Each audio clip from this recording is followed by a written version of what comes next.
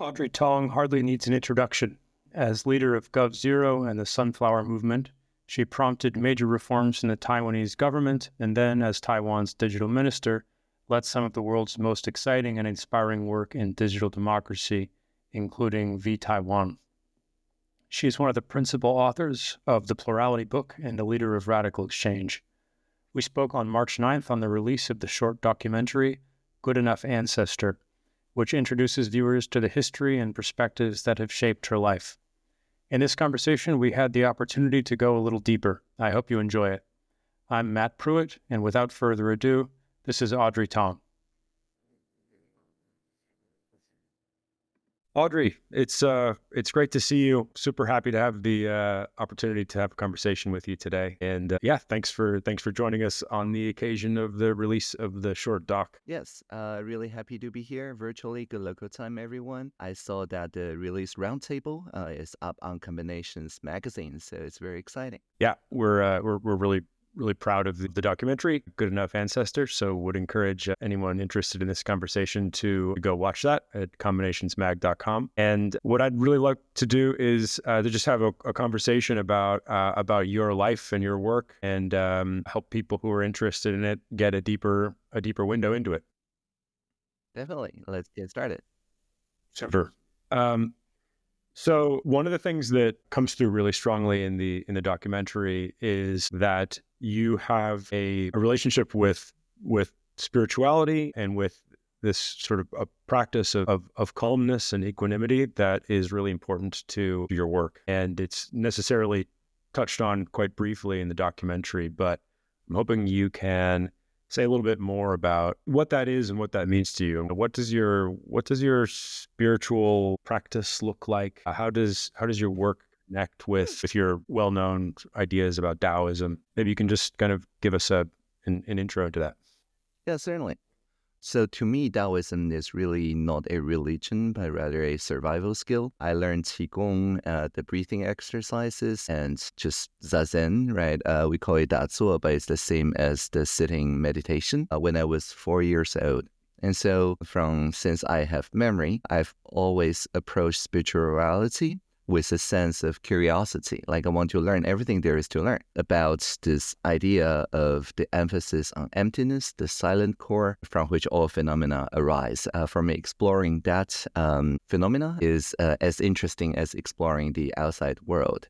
And so practically, I do regular meditation. I observe my thoughts, their interconnections. I find in the stillness, I become more aware of how those different ideas shape collective outcomes, both individually and also as a group. And I think one thing Daoism encourages us is to move in harmony with natural flows rather than to force any particular outcome. So this parallels with my later engagement with the open movement, which is to say, if we observe a problem, we invite everyone in to address it collaboratively rather than commanding people to follow a single directive.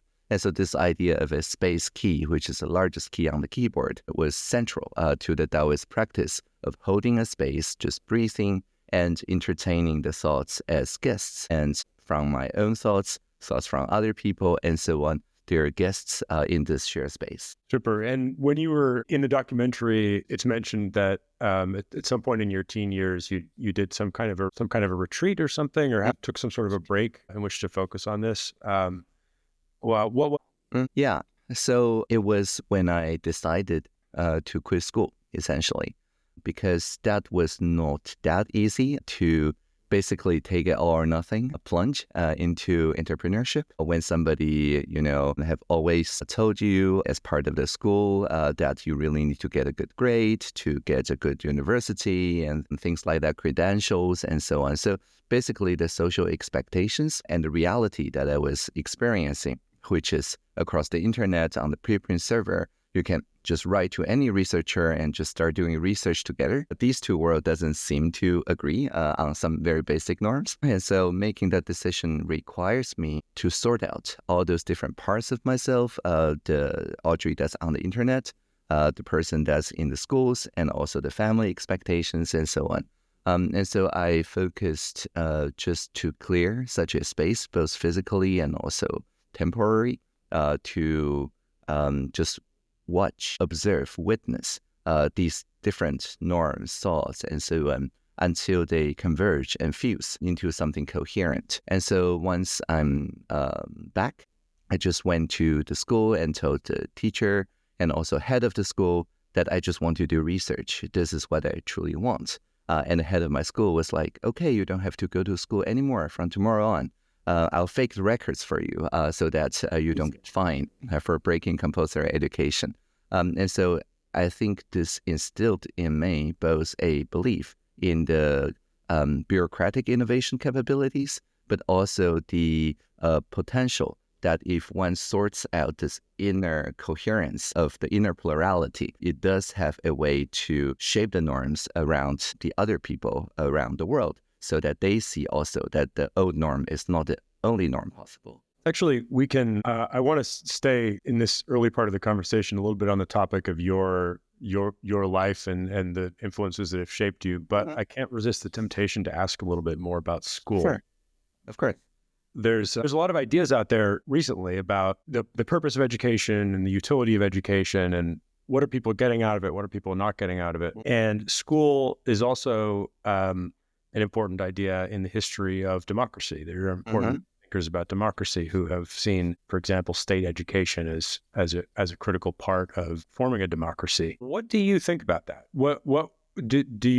Was your experience of school an experience of sort of being forced into an institution? Was leaving school good for you? Do you think that even if it was good for you, is it good for everybody? What do you think about the role of education? Well, I mean, I've been to 3 kindergartens, 6 primary schools, and 1 year of middle school before deciding to drop out. So like during the first 10 years between when I was, say, 4 and I was 14, like every year I'm getting out of a school and getting into another school. And so it is not possible to speak about this in a generalized fashion. What it did teach me, though, is that it is really about finding your community, finding a bunch of people to build civic muscles, to build relationship muscles, and to make sure that the coherent understanding is done not just by a single person reading the books and so on, but by having conversations. And even exactly the same textbook, because I attended the 6th grade twice, when I was 10 and then when I was 12 in Taiwan, can carry completely different meanings just because the teachers, the classmates, and so on are just different when it comes to the backgrounds, when it comes to the spiritualities, even the culture that they came from. And so, yeah, I think it is very valuable for me to then identify that, okay, now I want to mingle with a different set of people, the researchers or the entrepreneurs and so on, instead of, just other people 14 years old or other people 15 years old. So I think it did teach me the importance of communities and understanding in the context of communities, and also got me into this, sense of ease in switching to a different community, kind of almost like code switching every year. And then for 10 years, I'm like, okay, I'm ready to switch to a community that is a mixture of online and offline, that values curiosity because they're researchers, and also that they don't care about the age that I am. Yeah. Let's put a pin in that and maybe come back to the topic of education, because I think it's sort of underestimated in a lot of conversations about democracy. But more on the theme of your development and your worldview. I know you're a big Leonard Cohen fan, and I am too. Another great moment in Good Enough Ancestor is you explain your interpretation of the famous Leonard Cohen quote, "There's a crack in everything. That's how the light gets in." Yes. The way you put it in the documentary is that you observed a gap between the sort of world that technology was creating in Taiwan and the traditional values or the traditional society, and you saw these things apart in some way, but rather than viewing that as a chasm or an abyss, you saw it as a generative opportunity. I'm really curious if you can elaborate elaborate on that. Yeah, definitely. So I think technologies, when the societies are ready to steer it, and has this healing function. There's another Leonard Cohen song, I think that's called Calm Healing, that talks about longing of the branches to lift the little bud, a longing of the arteries to purify the blood. So it's almost like the logic of plants and then logic of animals, like two different ways of healing, but like both are healing nevertheless. And both relies on this artery or branches, that is to say the connective tissues, the connectivity between the parts in a organism. And then when the connectivities are active, then the organism is ready to adapt to the surrounding environment, in this case, the emergence of internet. And if there is no agency, if the organism feels that it is just facing technology as something happening to it, then there's learned helplessness, there's depression, and things like that. So I think, to me, both the anthem and also Calm Healing shows that agency doesn't have to be a let's solve everything with one single action solutionism, especially not tech solutionism. It can be something very organic of just people sharing their feelings to people who are also observing the harms or the impact that technology is happening to them. And just by sharing feelings among each other, we build this kind of branches, we build this kind of arteries that can collectively heal this polarized divide between society on one side and technology on the other. What do you think it is about Leonard Cohen that makes his songs so interesting? Well, I think he's first and foremost a poet, and with this very philosophical bent. And just so happens that he is later on capable of putting some melody to it, but I see him mostly as a poet. And I also think he speaks in a register, as I mentioned, that covers all of the living organisms, all of the plants, all of the animals, and so on. So less about the specificity, but rather about the underlying protocol, if you will. And so this protocol level thinking, I think, is also why it can apply to a lot of the situations that maybe Leonard Cohen did not have in mind when he wrote those lyrics, because they're isomorphic, that is to say equal in structure in many different circumstances. He has an album, the album that Anthem is on, called The Future. It's from the early 90s. And there's a bunch of other interesting songs on that album, which it seems to me that when he wrote those songs, he was grappling with the sort of fall of communism and that kind of early 90s moment, which appears to have been, an important formative moment in your life as well. Oh, yeah, he mentioned the Berlin Wall, right? Give me back the Berlin Wall. So I think, yeah, that's certainly the case. I mean, my dad, as a journalist, covered not just the fall of Berlin Wall, but before that, the Tiananmen Square protest in 1989. He covered until the 1st of June, which is very fortunate for our family because something terrible happened 3 days afterwards. And so he made it his PhD to basically see the communication network in such student uprising and the influence such communications have on the dynamics of the group and eventually the outcome.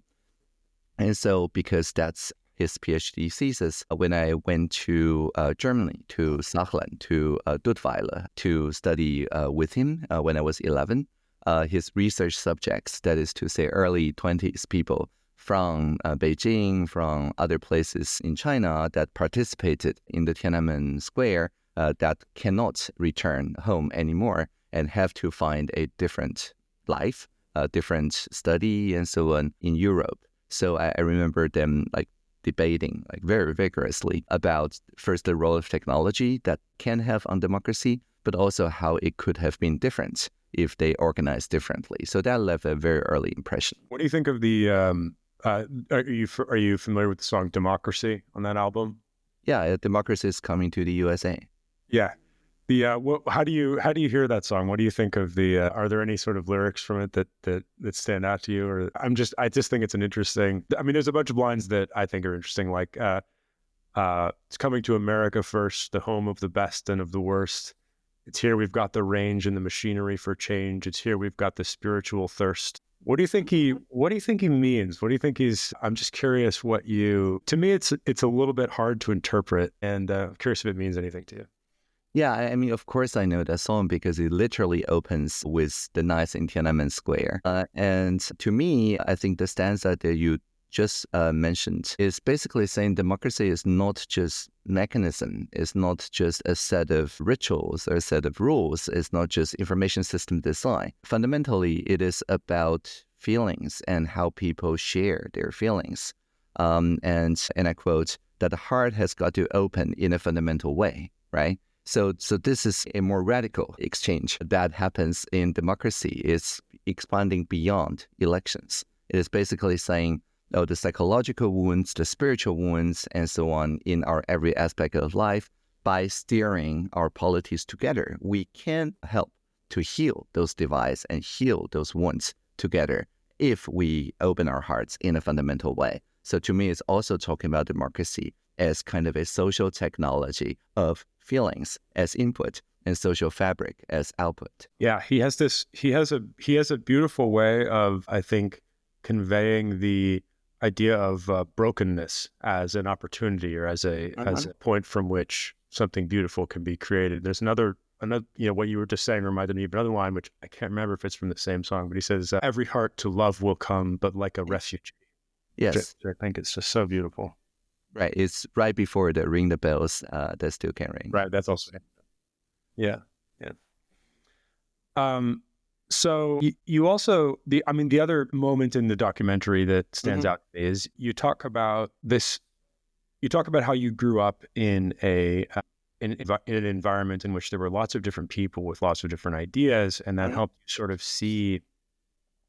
get this ability to sort of see multiple sides of things, see generative potential in the conflict or in the irreconcilability of different valid perspectives on the same issue. How do you, first of all, I can relate to that. That's something that I have grappled with a lot. And I think it's something that many lawyers like me have also grappled with, because it often is just possible to see both sides of something in a way that can be generative or it can be paralyzing. How do you make it generative? How do you ensure that is a generative state rather than a paralyzing state? Yeah, well, a few months ago got this laser surgery to my eyes, so I'm not wearing an eyeglass anymore. What it does is that it's called laser blending vision, or LBV. That makes one of my two eyes see very clearly near, and the other eye see very clearly far. But unlike the earlier version of the laser surgery monovision, which would leave a gap in the middle, the blending vision basically shapes both eyes such that in the middle, the brain just fuses those two images together. So I see very clearly near and very clearly far, but extra clearly on the middle range. It is quite magical. And so I'm using this as a metaphor. Basically, the idea is, instead of just saying that there are differences and there are conflicts and we cannot do much about it, we just accept that it exists. Just saying this, I think, requires some emotional investment already. It is, frankly speaking, draining if you're just saying only this. But then I think the blending part is interesting, because then the mind also has a way to find what we call the uncommon ground, the common ground that is very rare to be admitted by either side. But if you then see their conflict in light of that uncommon ground, then actually the entire perspective changes, because like suddenly you see 3 dimensions instead of just 2 dimensions with 2 poles. And so I think it takes some training, it takes some practice, but now I very much entertain the idea that if I cannot yet see a blending vision of an uncommon ground, it's very much my problem, not a problem of one side or the other side. If I really cannot see a blending vision just because somebody says something that is too removed from where I am, I actually should move closer and spend some time and maybe do a ethnographic, just hanging out with them until I can then blend with their horizon. So yeah, I do think that in any practice, it doesn't start naturally. Certainly there's a lot of mechanisms in our mind, like tribalism, in-group, out-group, and so on, that prevents us from seeing this way. But with some practice, I think anyone can see that. It's a great gloss on democracy as well. because I'm curious what you think of this parallel, but it strikes me that sort of paralyzing view of the existence of multiple perspectives is sort of core to the critique of democracy or this anti-democratic thought. Whereas the kind of training ourselves to be able to find that middle ground in ourselves, but then also between ourselves in society, seems like that's the beautiful possibility that democracy aims at. And we need better ways, I think, of reminding ourselves of that, or of training ourselves as individuals, or of bringing forth that kind of movement towards the uncommon possibilities in society in order to remember the positive potential of democracy. Yes. Love to hear it. Yeah, sorry, go ahead. Yeah. No, I just saying I totally agree. And also there's now assistive technologies, the sense-making AIs, the polis, bridge-making algorithm, even community nodes, pro-social media, and so on. All these lines of research and now products is about saying, although it could be difficult for a person with just a couple minutes of spare time to immediately jump to the uncommon ground, there exists ways like data journalism, basically, that we can teach machines practice to offer a first draft. That then, after seeing that, then we are exposed to the common knowledge. That is to say, I also understand the other side saw it as well. And then it's impossible to ignore the fact that at least one uncommon ground exists. We've already thrown the word democracy around quite a bit. It's a word that's been abused quite thoroughly over the past quite a long time, honestly. And for example, one sort of unfortunate abuse of the word is, some people I think at this point hear the word democracy as, kind of like a mask of American power or something like that, right? And I'm curious what, just in order to sort of fight through the accretions around this word, what does it mean to you? Like, why is that word so important to you? And what is it? Is it a form of government? Is it a cultural phenomenon? How do you pin it down? Yeah, yesterday in South by Southwest, Cory Doctorow and I in the Creative Commons house, moderated by Anna, leader of Creative Commons, talk about the open movement. And the open movement is like the democracy movement. It has been stretched into so many contexts that it sometimes feels empty. Like what is actually the defining characteristic that can cover open source, open access, open weight models, open government, so on and so forth. At the end of the day, maybe there's none. There's just a family resemblance, right? And I think democracy is in a similar shape. But to me, again, like the open movement, it is about movement. It is both a movement away from something, and in this case, away from overly centralized decision-making forms, away from dictatorship, away from autocracy, basically. But also it is a movement toward something as well. And to me, it's toward the ever-present possibility that anyone can meaningfully contribute to the collective intelligence, the collective decision-making.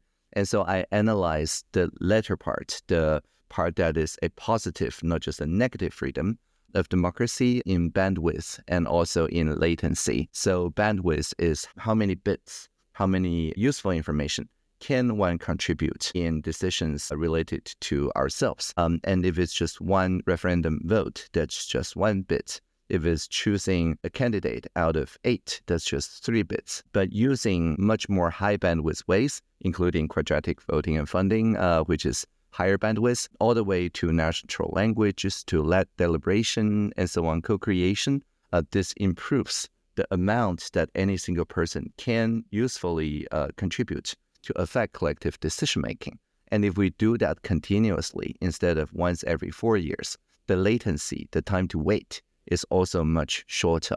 So at some point, just like if you move a picture 20 times a second, to the mind, it feels like a moving thing. If you practice democracy defined as in a high latency, very low bandwidth voting ritual, then it doesn't feel like it's moving, right? It feels like it's just a checkpoint in time. But if you start to practice democracy with a much lower latency and much higher bandwidth, then that feels like a moving picture, almost like continuous democracy, when you can start e-petitions, participatory budget, a presidential hackathon, ideathon, you name it, like any given time. And at any second, there's like multiple ways for you to contribute in a high bandwidth way. Then it feels like something that is continuous, something that's moving, and more like an organism that can kind of steer its own course. That's super interesting. We should, I want to return to that maybe later in the conversation, because it seems like the picture you're painting there. Well, first of all, there's a very interesting point about the role of information in democracy, which you have spoken about before, and I'd love to unpack a little bit. There's also a metaphor in what you just said that I haven't quite thought of before, which is the idea of democracy as basically like a media experience. Yes, as a moving picture. Yeah, I'd love to return to that and discuss that in light of some of sort of McLuhan's ideas and some of these other ideas about the relationship between media and form of government. But why don't we take a quick break and then we can keep going. Let's talk a little bit about the Sunflower Movement and about your political experiences in Taiwan. Can you bring us back to 2014 or perhaps before that and help us understand how the Sunflower Movement evolved and what the sort of context of its emergence was? Certainly. And so in 2013 and then up to Q1 14, the president of Taiwan was enjoying a 9% of approval rate, which is not very high. And in a country of 24 million people, that means anything the president says, 20 million people were very skeptical about it. And so one of the reasons why was that there's this perception that the people are now very close to each other thanks to social media, thanks to real-time live streaming. But then the government is perceived as very far away, and there's kind of nothing that a civil society can do that can meaningfully affect how the government works. So there's a perception of the latency gap between the administration and the democratic institutions on one side and very quickly changing the social networks and so on the other. And Taiwan already at that time was one of the most highly connected in terms of internet and bandwidth and society that is very digitally savvy. And so because of that, there's a lot of organized actions, and each one pushes the front a little bit of how many people can coordinate using just internet-based tools to support, to empower people on the streets, basically. And so I was involved with G0V or Gov0. It's a movement that started late 2012 that look at all the government websites, something that gov.tw, and make shadow versions of those websites. So something that G0V.tw. So changing an O to a 0 gets you into the shadow government that deliver the same information like budgets or dictionaries and so on, but much more interactive and always a lower latency. That is to say, it's open source, it's Creative Commons. So if you have some idea, you can easily change it by making a contribution. And so the Gov0 people supported many civil society organizations in the digitalization of their common cause, in putting on, for example, a tool that let people look at exactly how would a trade deal with Beijing affect their company. So they just enter the name of their company. It shows exactly how does the trade deal affect them and exactly how, so on and so forth. And so armed with these almost like group picture kind of sense-making tools, people become much more informed. And so I think it comes to a point where in March, when we occupied our parliament peacefully for 3 weeks, we very explicitly said we're not just protesters who are against something, which is the opaque process to lead to the fast-tracking of the trade agreement, but we're also demonstrating something. We're demonstrators showing that if you include 500,000 people on the street and many more online into such conversations, it doesn't become chaotic. The idea that if you invite everybody in, it would just be chaos is actually wrong. And we can prove it by hosting like facilitated conversations, citizens' assemblies, and so on around the occupied streets of the parliament. It's a collective sense-making learning process that every day inches a little bit more around the coherent set of ideas. And at the end of 3 weeks, the Speaker of the Parliament basically said, okay, the people have a point. We're going to adopt those points, go home. So it is one of very rare Occupy that converge instead of diverged. So would you say that the core of the movement had to do with the sort of procedural issues about how to make democracy work rather than substantive issues like trade deal or no trade deal? Well, I think there is urgency in that matter, because if we don't take matter to our own hands, the parliament will pass the trade agreement the next day. So there's a shared urgency. But also there is this recognition that it does require everybody's input. So it affects pretty much everyone. So in a sense of nothing about us without us, it requires, instead of just one specialized field of knowledge, it requires the lived-in experience and wisdom from all the different corners of the society. So it is basically an urgent issue that no special field, specially trained expert can readily solve by themselves. And so the breadth and the urgency both demanded this kind of way to do democratic inputs. And now fast forward 10 years, when we launched Engaged California with Governor Newsom just a few weeks ago. Again, the topic is about how to recover better from the wildfire in Eaton and Palisade. So it has the same structure.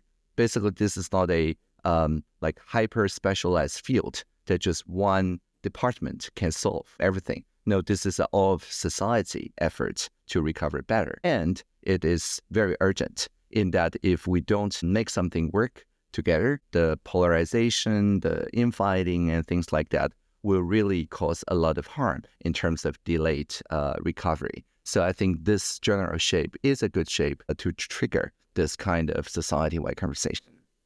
Yeah, I mean, it's interesting to me because I think that something that I find frustrating about many democracy or indeed anti-democracy movements around the world is that there seems like there's often a focus on the substantive outcome rather than the process. And one of the things that I've hoped that the radical exchange movement could sort of redirect attention towards is public attention to the process.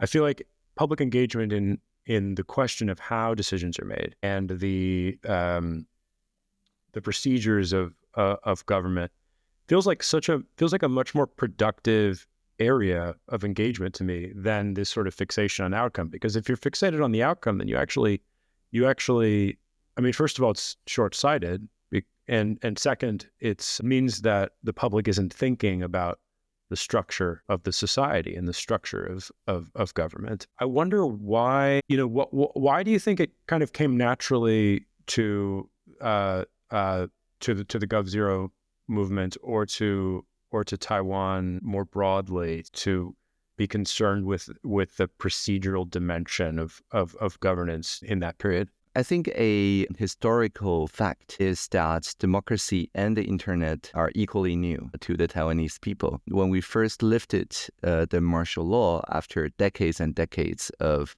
censorship and top-down control on speech and association, there was the late 80s, and it is also the same time that the so-called PC compatible, the personal computers are basically being manufactured out of Taiwan on a huge volume and making it very accessible. And so from the very beginning, it is not like this set of people doing bureaucracy, doing democracy, doing the procedures for like 200 years, and then these new people challenging it with new technology. In Taiwan, it's the same generation of people, literally the same people, that is exposed to democracy for the first time, and then also to the internet for the first time.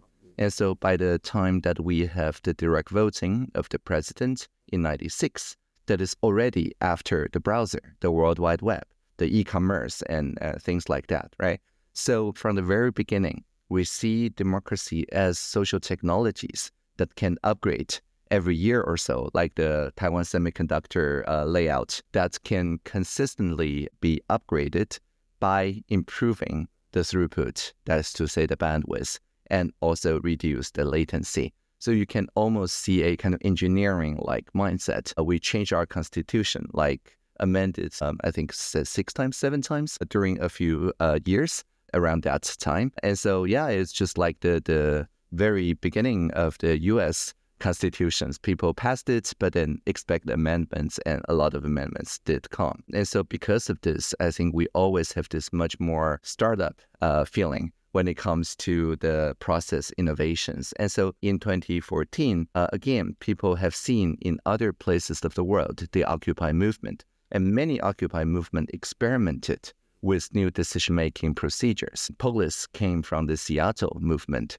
Lumio, another tool we used at the time, came from the New Zealand Occupy movement. And not to mention e-petition from Iceland, participatory budgeting from Brazil, and so on and so forth. So people, when we occupied the parliament, we already have this kind of textbooks, literally Manuel Castell's textbooks about the earlier attempts, and also the open source code that we can set up ourselves as situational applications. So I think in terms of the culture, we always have this idea that if it doesn't work, it is not because we lose this battle, but because maybe it's structurally done in such a way that makes everybody lose. And so it's easier to upgrade the protocol, upgrade the process, the platform, instead of just the product. Yeah, that's interesting. That seems like an important attitude to try to bring to other parts of the world. Mm-hmm.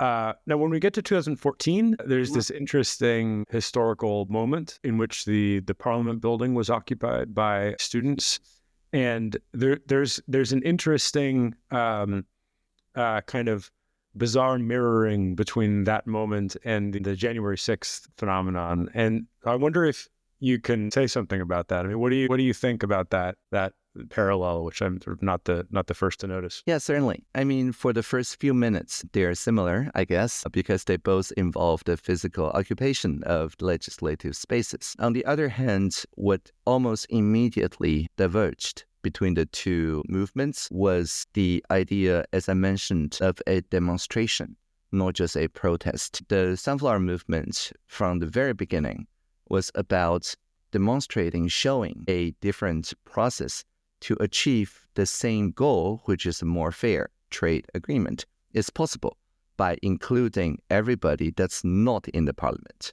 So it's a explicit invitation, both offline and online, to welcome people to think more deeply, to deliberate about what could be fair for everyone when it comes to trade deals with other external polities. What is not is that it's not just stopping the passing of the trade deal. So I think the original kind of story of Sunflower movement was both that the opaqueness of the process, we need to shine a light, hence sunflower, to the process, but also we need to be that sunflower, that is to say, to build new processes that are much more radically transparent. And so I think, yeah, there is similarities in the sense that they both involving a parliament building, but the software that's running in Taiwan is quite different. Yeah. One of the important roles that you played, and you can, feel free to add to this or correct me if I'm getting it a little bit wrong, but one of the important roles that you played was to set up a mechanism for live streaming the events. Yes. And through doing that, you were able to show that the movement was nonviolent, that the movement had this kind of productive message, as opposed to just trying to stop something.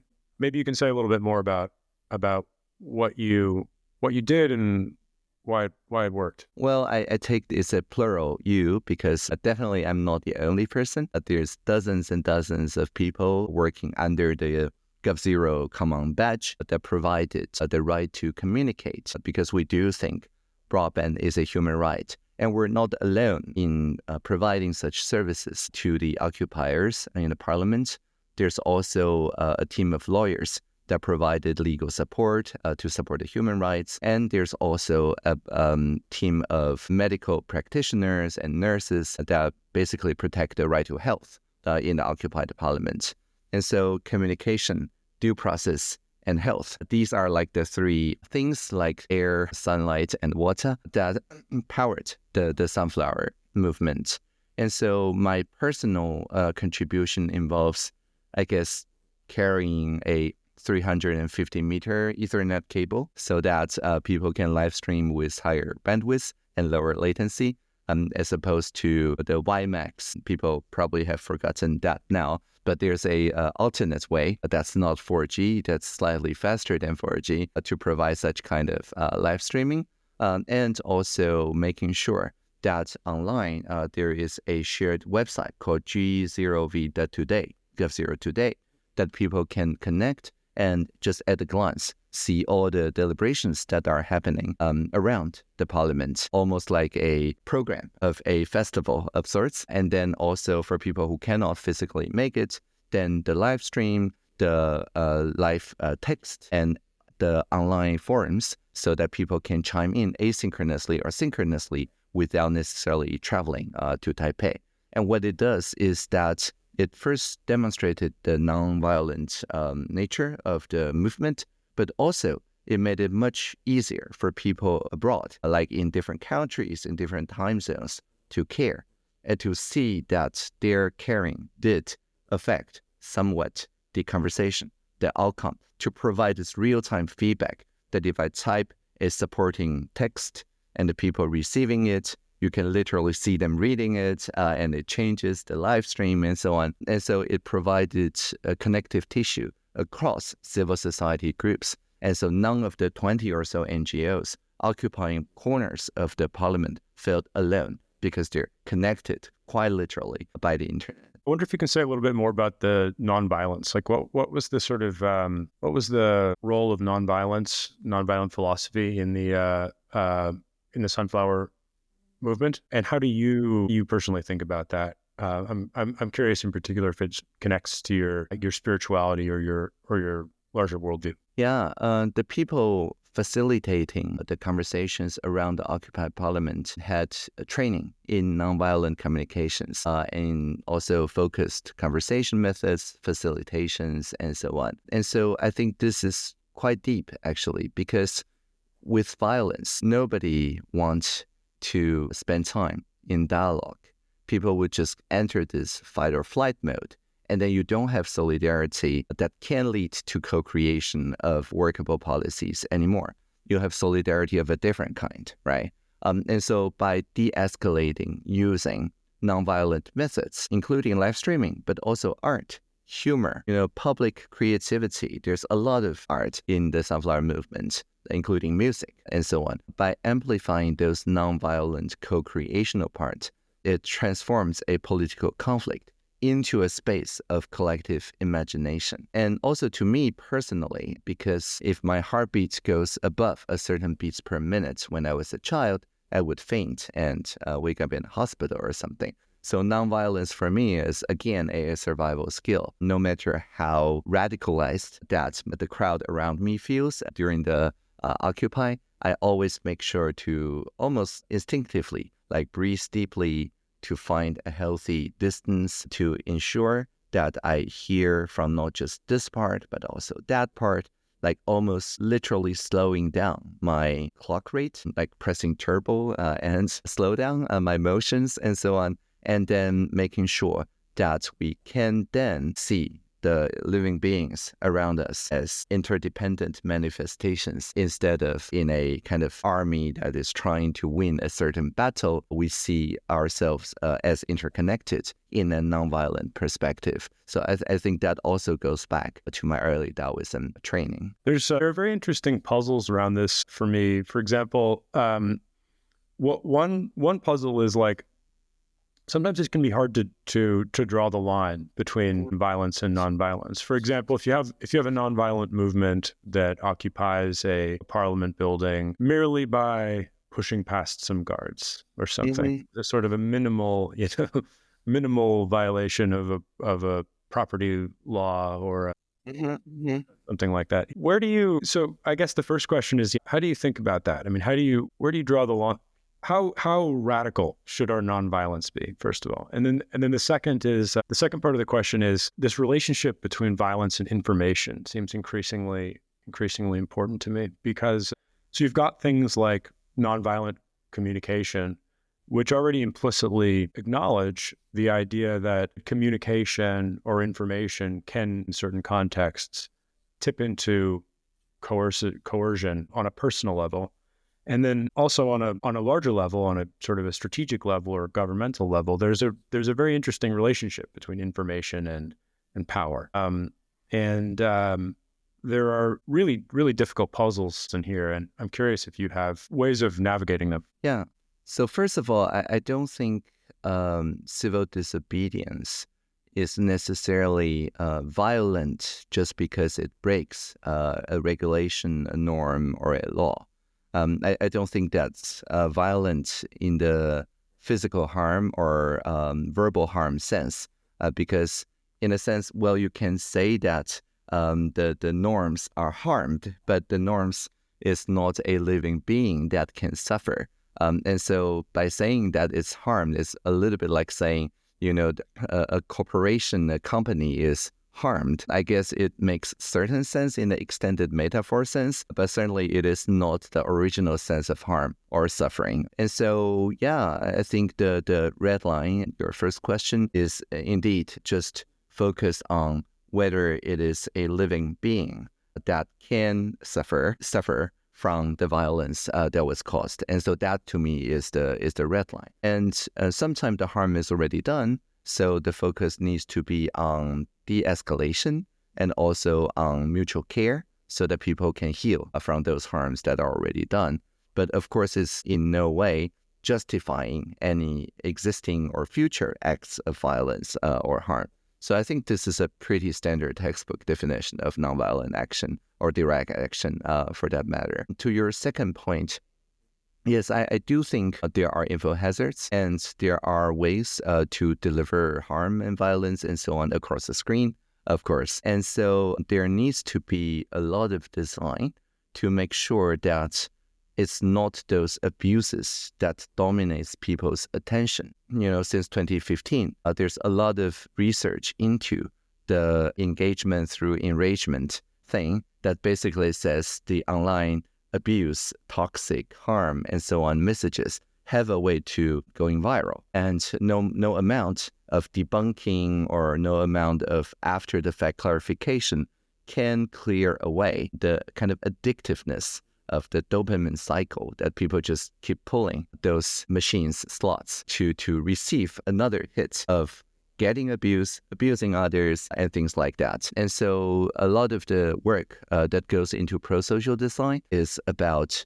making sure that the online place, just like the offline nonviolent space that we hold, can prioritize different logic that is much more oxytocin or serotonin, that is care-based instead of this abuse and essentially hate-based dynamics. And so, yeah, that is also one large part, I think, of the plurality movement is just to find some design patterns that you can consistently apply to online and also offline interaction. All right. So building on some of the ideas that we were just getting into with information, I've long been interested in Marshall McLuhan and in particular McLuhan's ideas about the relationship between media and politics. So just to set the table here, he has a lot of interesting ideas, one of which can be summarized fairly concisely by the insight that different eras in media can sometimes drive a different shape of politics. So, for example, he thought that the era of radio tended towards authoritarianism because of the way that people engaged with radio, because of the way that it made it possible for sort of the voice of a single person to reach the ears of millions of people simultaneously and sort of transfix them through the nature of the media experience. In 2024, we saw a lot of societies move away from commitment to democracy. To me, it seems like too much of an international sort of phenomenon to be a pure coincidence. Mm-hmm. And I'm curious what you make of it. How do you see it in light of that kind of McLuhan view? And that's the first question, then we can kind of get into what to do about it. Yeah. So in a sense, what you just described is a dynamic of broadcasting. That is to say, a single person having the reach of millions and millions of people, but there's no way for those millions of people to talk back. There's no broad listening that is counterpart of broadcasting. And what we have seen recently is that this kind of broadcasting power is amplified with what's called algorithmic targeting. That is to say, instead of like the previous era, where there's a fixed number of broadcast channels on radio or on TV, and people in the same living room or in the same village, the same city, kind of shared some common experiences. Like people in APM in Taiwan, they follow one of these long-running shows or things like that. However, as we mentioned earlier in 2015, many online social network platforms switched to what's called a For You feed, a personalized feed. And so coupled with autoplay, and later on with short-form videos and with touchscreens, it resulted in what Jonathan Haidt described in the anxious generation, a very different landscape where each person is alone, and what we see in our respective screens have nothing in common with each other. And so in this sense, the social fabric is discovered by the algorithms, by the social network platforms. But instead of strengthening them by making sure that people have shared experience, common experiences, it just ditched that. So it kind of strip mines the social fabric and just sell the attention to the highest bidder. And in election season, usually the highest bidder is the bidder with some very interesting message to push that they can otherwise not succeed in traditional ways of campaigning and things like that. And so what it does is that it essentially created a market that lets people sell bypassing fact-checking as a service, manipulation through isolation as a service. It created a market for that. And so what we have seen is while in Taiwan, those sort of manipulations backfired.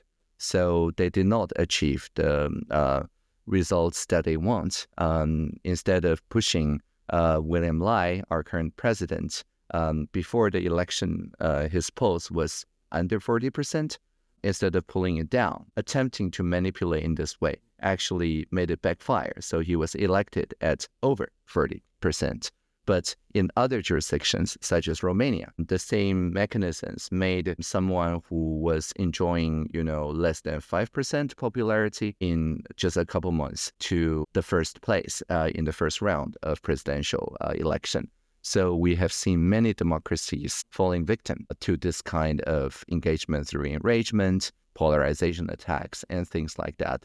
So if you want to analyze it from the social media lens, I'm sure that it can be argued from such a lens that it made it much easier to sow discord and chaos and polarization. And it's partly seen by the fact by none of the existing governments won more shares of votes throughout the entire year of election. The best, like Taiwan, kept some seats and declined just slightly, but in most other places, they declined a lot. So one of the, I don't think this is quite doing justice to McLuhan, but one of the things that I'm thinking about these days is like, if we want to imagine a new era of democracy, we want to imagine what democracy could look like 10 years from now. I worry sometimes that we are thinking about the kind of democracy that worked for the prior media era. And so the democracy that some of us grew up with was sort of the democracy of the television era. Mm-hmm. And McLuhan's sort of an interesting distinction that McLuhan drew between radio and television is this distinction between hot and cool media. Mm-hmm. So, and the relevant thing here is that both are broadcasting, but McLuhan still saw an important distinction between them. Because radio is this kind of like single channel, single sensory input type of experience, which has this kind of more like almost exciting and agitating influence on the viewer.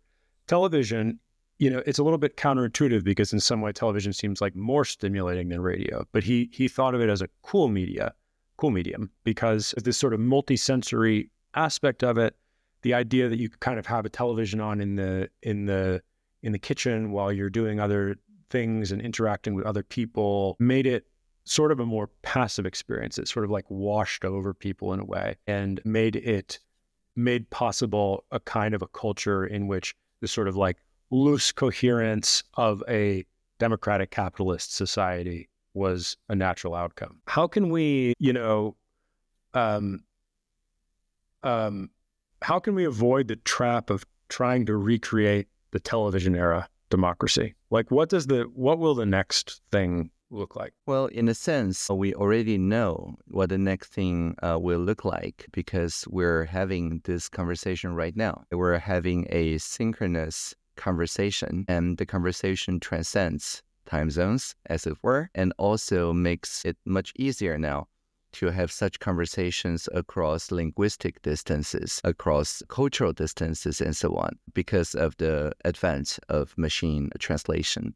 And so I think conversation networks is what people find themselves in, and it's true since the pandemic times, right? So it saw the rise of Clubhouse, and also now, of course, people still gather on Discord channels using voice chat or the x.com spaces and things like that. So this kind of voice primary, but also occasionally with video conversation networks is much more like telephone networks in the sense that it assumes that attention is symmetric and people see their ideas being confirmed as resonating or non-resonating in real time by the nonverbal cues that people transmit across such channels. So if I'm in a conversation network of 6 people, just by saying something that's really resonant, people will be like, "Ooh, that's a very good point," and things like that. And so you don't actually need the count of likes or views or things like that. That is much more asynchronous, explicit statistics. This is much more conversation network logic that counts the spontaneous understanding and how much it widened the bandwidth for future communications. And then now, again, with the advent of tools that can automatically make transcripts, make summaries, make medleys, have snippets, we just talk about identifying the 30-second clips within this conversation that are resonating, so you can post it somewhere else. And imagine those fragments being played as a prompt in some future conversation networks so that it carries one resonating point or multiple into other group conversations. I think that is quite powerful. It is also scalable, but in a rhizome or telephone kind of way. And it is virtually impossible for one very toxic, very abusive dunk to go viral in this setting. What can go viral in this setting is rather a medley that uncovers the uncommon ground, and people who listen to it goes like, "Oh, that's a very good point." Do you think that, like, from the McLuhan point of view, McLuhan sometimes paints this picture where it's almost like predetermined, where the sort of the dominant form of media just determines a form of government that will emerge? I think that's. I guess first the question is, like, do you think that's overstated? And the second question is do you think there's like a sort of a if we assume that sort of that AI kind of is, if not the dominant, then close to it, in terms of the form of media that will shape our lives for the foreseeable future, what kind of media is it? What does a predetermined form of government is it going to push us towards? And can we steer that? How can we steer that? We're essentially talking about AI as assistive technology, almost like eyeglasses in a group setting. And that is something that is quite different from people's current experience with AI, which is entirely dyadic. That is to say, a single person chatting to a chatbot or to an agentic operator, but it is basically the operator or the assistant serving as an intermediary between this person and the rest of the world. But the conversation network arrangement that we just talked about is essentially AI purely in a interpreter's mode, in a summarizer's mode, almost in the ambient, instead of being the focus of your attention. They're in the ambience of attention, not demanding attention, but rather making sure that people can focus on each other better in this very mundane AI, such as noise cancellation that is operating on both sides here. And so I think this is a much more important use of AI. If it can expand participation, if it can reveal the blind spots, if it can, through the real-time summarization, uncover overlooked perspectives and issues and so on, then this kind of group chat, conversation network AI, I think will determine a much more deliberative and a much more bridging sense of listening of conversation networks. So I do agree that the media kind of constrain the kind of governance polities can take. But even when we say AI, it actually means very different configurations of media. There's an upcoming paper called Conversation Networks by Deb Roy and Lawrence Lessig and yours truly that talks about this. I've back to the topic of information a little bit. I have heard you make a very important point about information that has influenced my thinking quite a bit, which is that the idea that systems of information can kind of become systems of control. You've given an example of this in the case of, in the context of, for example, driving apps and things like that. Mm-hmm. But you've also drawn this parallel, this sort of historical parallel with parliaments. So mm-hmm. if you can feel free to restate this in better form, but the basic idea is that parliaments kind of started as like a method of advising or informing mm-hmm. the monarch. Mm-hmm. But over time have evolved into a system of control, or the actual site of power. Can you say a little bit more about this, and how do you think that the information systems that we've built now kind of demonstrate that principle or show its limits, or how do you apply that to the world that you see? Yeah, we just talked about it, right? We talk about social networks that are initially just a place to share ideas. Microblogging literally started as blogging with some size limit on your blog and nothing more. And it just shows the people you follow on the microblogging site. But over time, they accumulate power. And starting 2015, the For You feed, we talk about how it shapes perceptions, discourse, and now elections. And so recognizing this shift is quite essential to designing democratic institutions, because we should not mistake this kind of algorithmic control and so on with the earlier point, which is just that people need someplace online to share their life stories. There's nothing in sharing life stories that makes it inevitable that once we're all on a platform, the platform will just adopt a different KPI, a different metric that says, maximize people's time spent on their touch screens. There's nothing in the original blogging movement that connects to this. This is entirely arbitrary. So I think, yes, the consultative systems through feedback loops can become control systems. There needs to be a very explicit distinction made on whether the steering wheel is still on the hands of the people who participate, or somewhere in the middle of a journey, the steering wheel went somewhere else and became the control device of some foreign interference machine, right? So yeah, I call myself, my official title is Cyber Ambassador. And cyber here means cybernetics, literally in Greek, the steering, right? The people who steer. And so cybernetics in the steering sense means that we recognize the feedback loop control loops, but we need to make those loops regenerative and make it to the hands of the people instead of just the hands on somewhere else, and we become again, authoritarian control system. How does this relate to education? So, the history of democratic thought is littered with the idea that basically people need the right information in order to be able to participate in democracy, which can include the news media, but can also include education systems. How do you think about that? Like kinds of things, do you view them as, the news and the state education have always been sort of a surreptitious exertion of influence over the democracy, or is there a way of getting that right? I mean, there's this very basic idea of literacy, which is that people need a set of critical thinking skills so that when they receive new pieces of information, they can contextualize it. I think that is, of course, very important. In Taiwan, starting 2019, we adopted a new curriculum that changed the original idea of literacy into the idea of competence, because we now realize that in light of this AI-powered persuasion, it is too much to ask an individual to do critical thinking around it. It is just impossible. But what works instead of debunking something, which is very often a lost cause, is pre-bunking. That is to say, if an entire class of students, if people working with their families, with their communities, to find out what's going on, like doing a journalist work and considering different sources and balancing them and creating a balanced, rich narrative and publish it to the world so that the other people, including their community and families, depend on their reporting. They are not just being media literate, they're being media competent.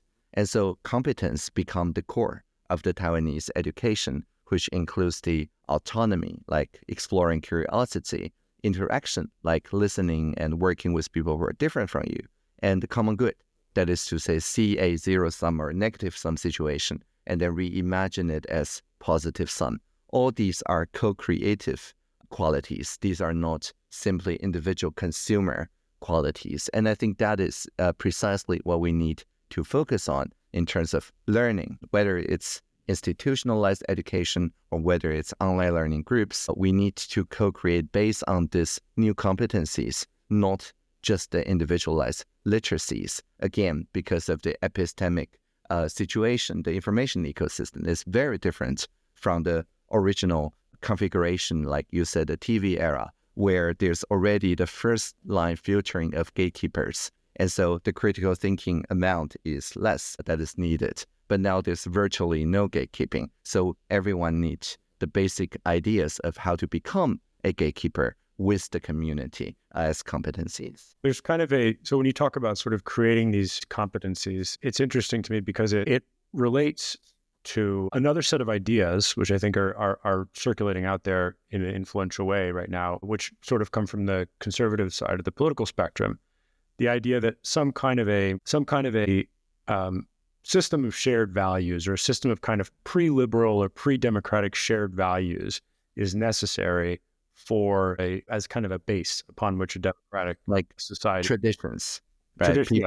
People with common stories to tell.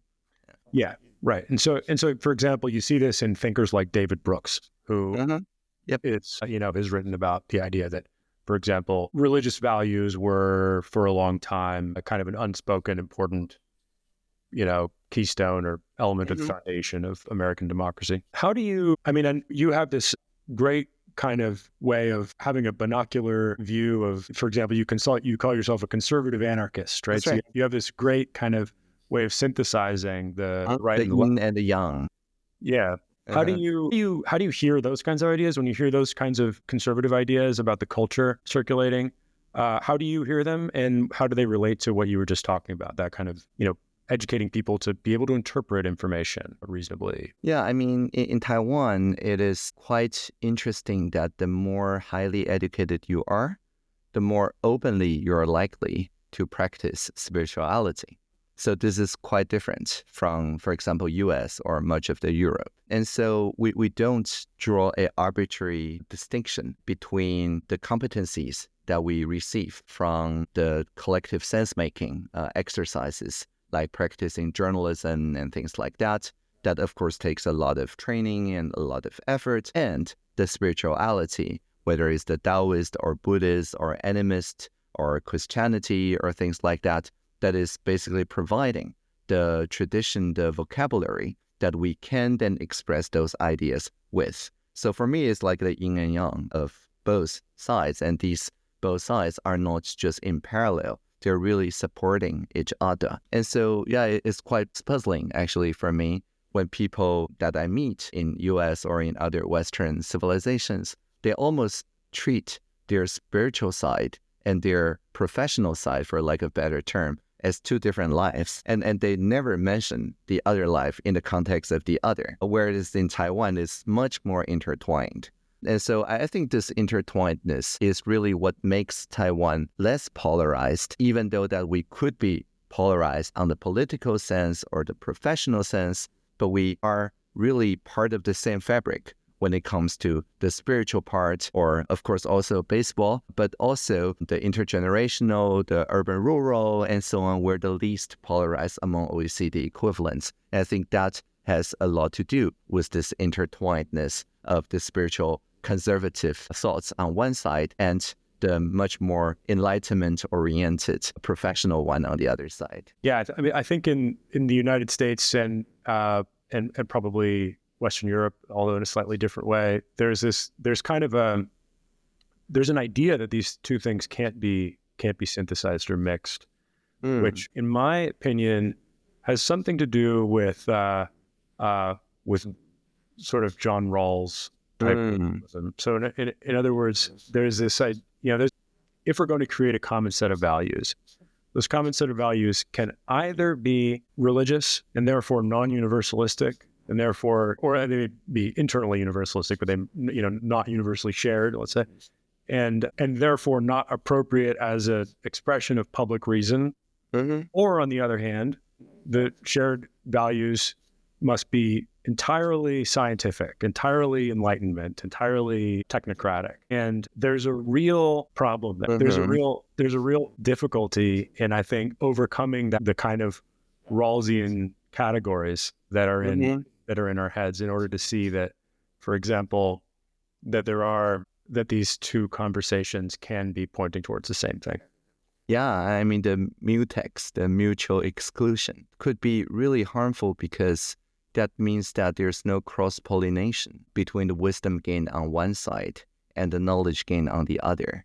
And then you end up with like AI models that are so heavily censored from the religious sense that it refuses to make any like associations when it comes to important traditions. But then if you just strip a AI model of all of these things, then you're left with, I don't know, just some deontologic laws and some utility functions. But then it's no wonder then that people do not welcome those AIs into their lives because they don't speak from the same moral tradition as the virtue or care, whatever other ethics that people speak when they're in the more spiritual or family setting. Yeah. I mean, this actually feels quite close to the heart of the problem, or quite close to the heart of what we need to really synthesize in order to reweave the social fabric in the West. Yep. I'd like to ask a few questions about sort of markets and trade. The sunflower movement was, as we've discussed, largely prompted by a trade deal. What do you think about trade deals and international trade in general? And the sort of spin that I want to put on this is that when that trade deal was contemplated in Taiwan, was it seen as a threat to democracy, or was it seen as a threat to sovereignty? And what is the relationship between these two things? This seems like an important question that often gets kind of lost in our discourse, the sort of distinction between system of government and sovereignty. And yeah, I just wonder if you can say a bit about that. Do you think democracy depends upon a certain notion of sovereignty? Do you think that democracy can sort of survive the radical integration of polities through trade along the lines of the WTO or the EU and these kinds of things? How do you think about that? Yeah. Interestingly, there was no sunflower-sized demonstration when the first part of the cross-strait agreement was passed, which is about the products part. And it only became a large problem in the uprising sense when the service part is considered. And primary among the issues raised by the civil society on the service part is the services related to communication, which includes, of course, Huawei and ZTE in our then new 4G networks, which would put a systemic risk. Let me do this again. Yeah, I think there's trade and there's trade. In Taiwan, there's nothing like sunflower happening when the first part of the trade agreement with Beijing went into effect, which was more about the products part.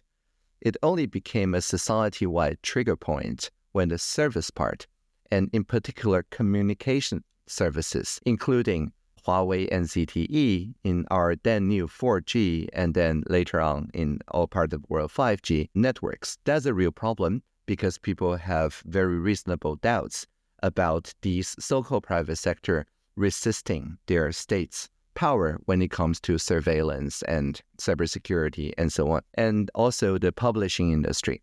If all our newspapers or our publishers become much more intertwined with the Beijing norm of communication, people are already seeing at the time that the bloggers are enjoying a lot of different harmony efforts from the state at that time in Beijing. And now, of course, it's shrunk to the point that there's no meaningful journalism that can be done in the blogging sphere now. So long story short, I think democracy relies on a healthy information ecosystem. And so any trade deal that threatens to sow discord or to overtake that epistemic knowledge production ecosystem is naturally really about whether the democratic values can continue or thrive, or is it an assault on the democratic values? So in a sense, I think the Occupy Parliament in Taiwan was about sovereignty. And the sovereignty is in a sense of like when people deliberate about the future of political communication, it is the people who are affected by such political communications having such a conversation. So to me, that is like popular sovereignty. I think I want to push on that just slightly because, for example, if you think about certain kinds of, non-traditionally information-oriented trade arrangements, let's say imports of agricultural goods or that, these things do interfere with the culture and the structure of societies where they come into place. You can see, for example, just to name one example, like the farmers in Europe are very, very upset. They feel that they're under a lot of pressure, and the EU has, in effect, had to subsidize the entire European farming industry in order to hold back that pressure. In other words, if there's too much trade, if there's too much international exchange of agricultural goods, it's going to put democratic pressure on the order that upholds the EU, potentially more than it can withstand. And so, and I think that that kind of concern with the impacts of trade on society and that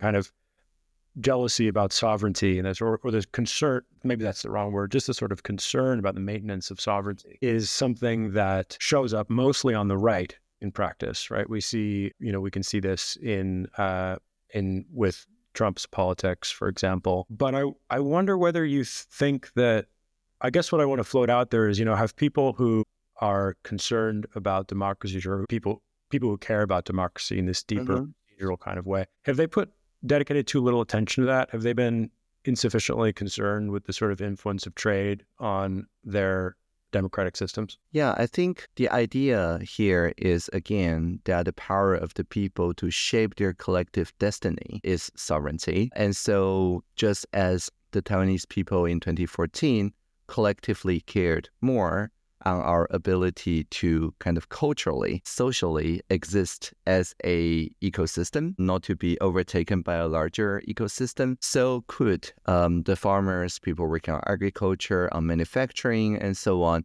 feel that they don't want to be annexed or overly included into a larger trading system. So in a sense, there's a parallel there. I'm not saying that only the information ecosystem was important.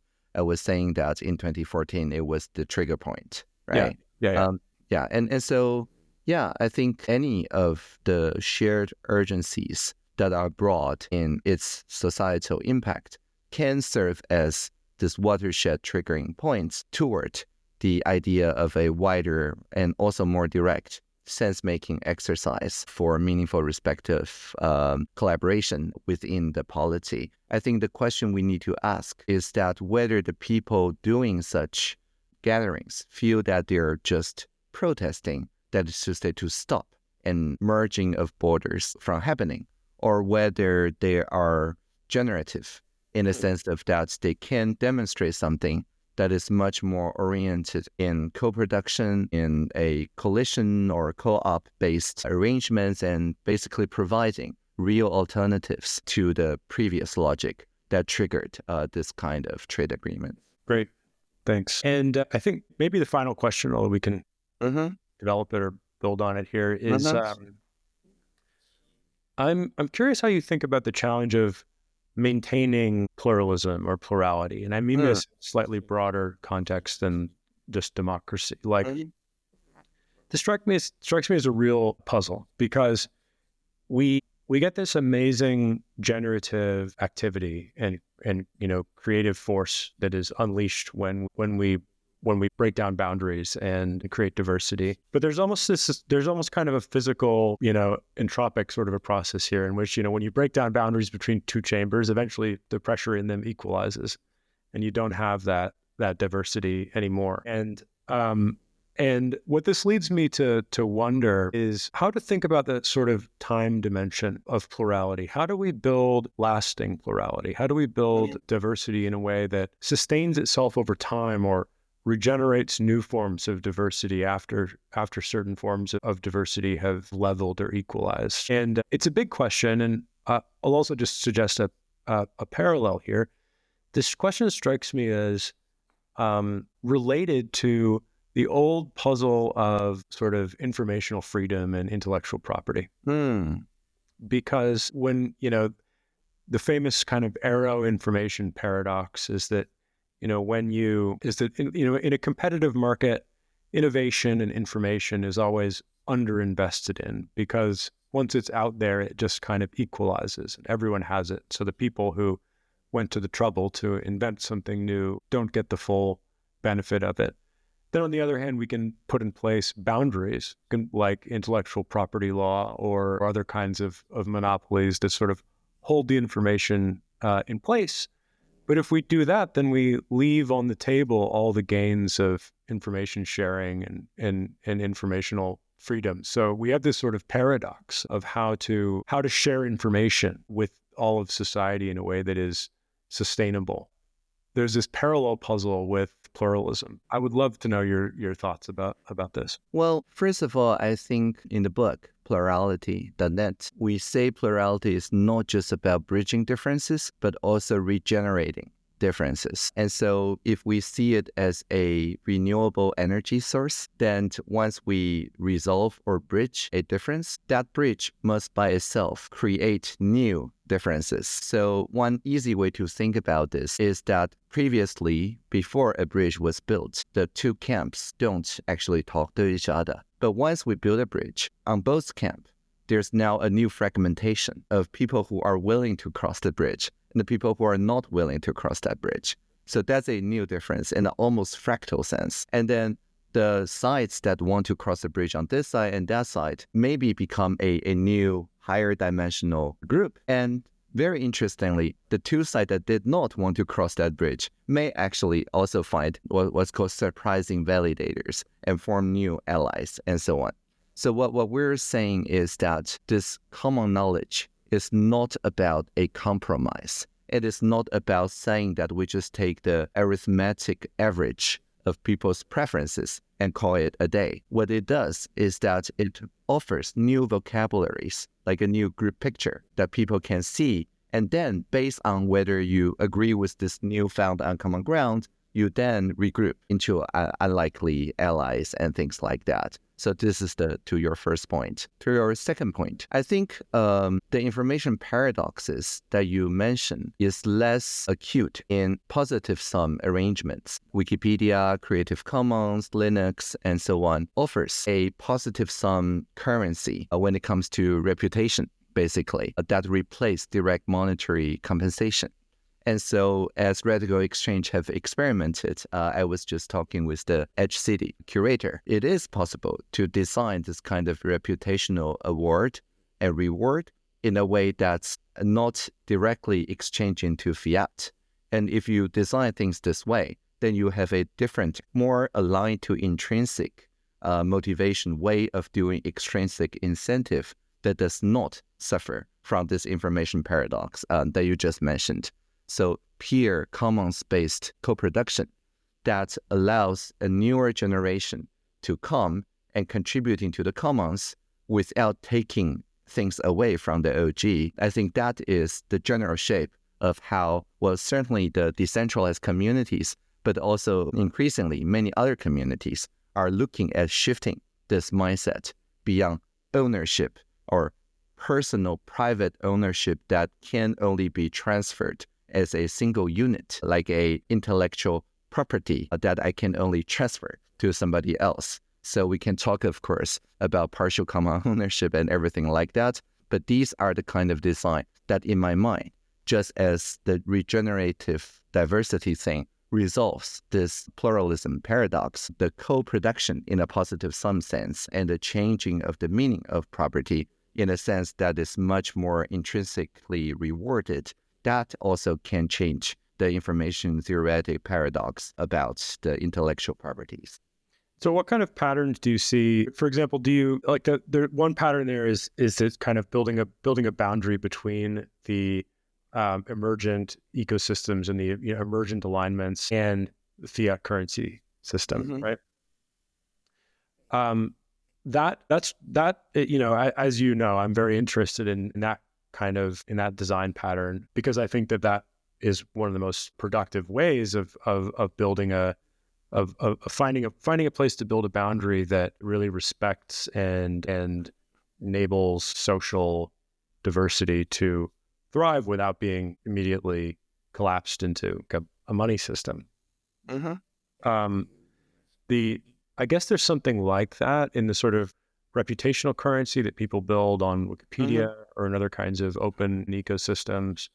It's a little bit, I'm trying to sort of feel my way into something, but are there other kinds of productive places to build those boundaries that respect plurality and that enable diversity to regenerate, that people in this space should be thinking about, experimenting with, and looking to articulate? Well, in a sense that the movie we are talking about, Good Enough Ancestor, is a good example, not just in the traditional sense of a proof of value without full disclosure in the form of a 3-minute trailer, but also you can see the 21-minute edited version as also just an extended trailer, because a few days from now, maybe a week from now, we will also offer a Creative Commons Zero full download of around 1 terabyte of footage.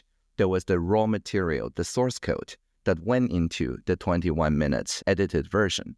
And so you can see this version as something you like, but you can also, as a remixer, as a creator, just pump this 1 terabyte of footage into some sense-making engine and maybe make a manga or make a summary or make something else from it. So in a sense, these are like progressively released short excerpts that signal value that at each given time does not expose the entire work. And we can generalize this, right, with zero-knowledge proofs and so on in cryptography that allows you to demonstrate convincingly and also contribute to the community like a partial information, and also hint at even more valuable knowledge that's after it that you certainly possess but do not yet reveal.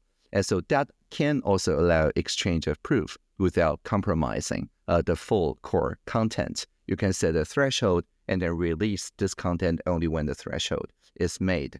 And so if you make such contracts in a way that is positive sum to the commons, then you can preserve both the positive sum nature of the commons, but solve a lot of the free rider problems. Super. That's a great place to close. Any final thoughts for sort of radical exchange movement fellow travelers who are thinking about what they can do in the coming years? Yeah, definitely. I think what's really attractive about radical exchange is that it refuses to be placed on the left or right.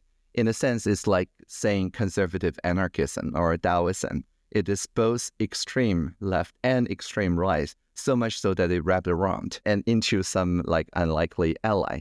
And this is, I think, by design, because if you truly think out of the box, then the two sides of the box stop making sense as the basis of judgments of understanding, right? So again, I think closing with Leonard Cohen from Democracy that says, I'm sentimental if you know what I mean. I love the country, but I can't stand the scene because I'm neither left or right. I'm just staying home tonight.